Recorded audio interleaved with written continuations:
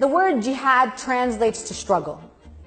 It could be all kinds of struggle, but the actual word translates to struggle. I think as an Arabic speaker, I should be the one to define what jihad means and not Google, which is not Arabic, right? Just making that clear. Anyway, I went to a big Muslim convention just this past year.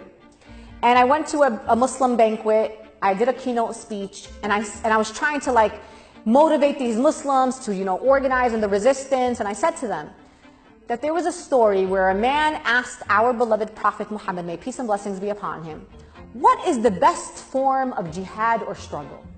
And then our beloved Prophet Muhammad, may peace and blessings be upon him, responded and said, the best form of jihad or struggle is a word of truth to a tyrannical ruler. That's it, right? Right? That's what happened. Everybody clapped. It was great. Chatted with some folks, then I went home. The next day I wake up and I'm trending on Twitter.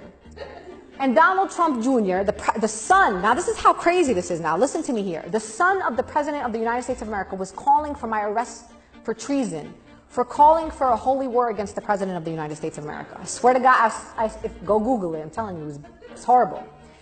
Every celebrity, alt-right personality in America was going after me online. I was getting death threats.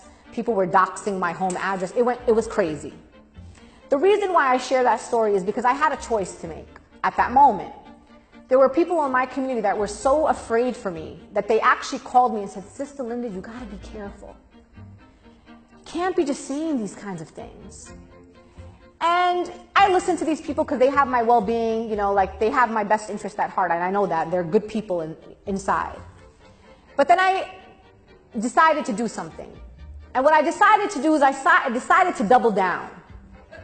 And I called the Washington Post and I said, look, I got some stuff to say. They were like, write whatever you need to write. Let's go with this. So I wrote an op-ed for the Washington Post, go read it, and it was about jihad.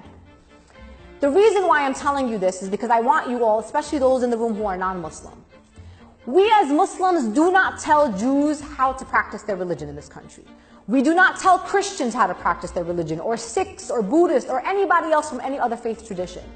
And in that moment, I decided, why should I allow anybody else to define how I choose to practice my religion freely, as long as I am not engaging in violence or inciting violence against any communities? And why will I allow people who are clearly anti-Muslim to define my religion for me? How is someone who's anti-Muslim going to define what Sharia is, or what jihad is, or what other concepts in Islam are? For me, I drew a line. And I said, you know what? It's not happening on my watch. And I'm going to defend my right in this country to be a full Muslim. And I also have the Council on American Islamic Relations who's going to defend my right to be a full Muslim in these United States of America. So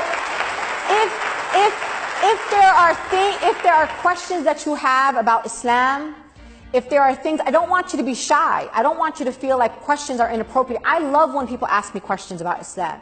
Is it true this? Is it true that? What do you think about this? That's cool. If you want to know about Islam, it might make sense for you to ask a Muslim. That's my advice.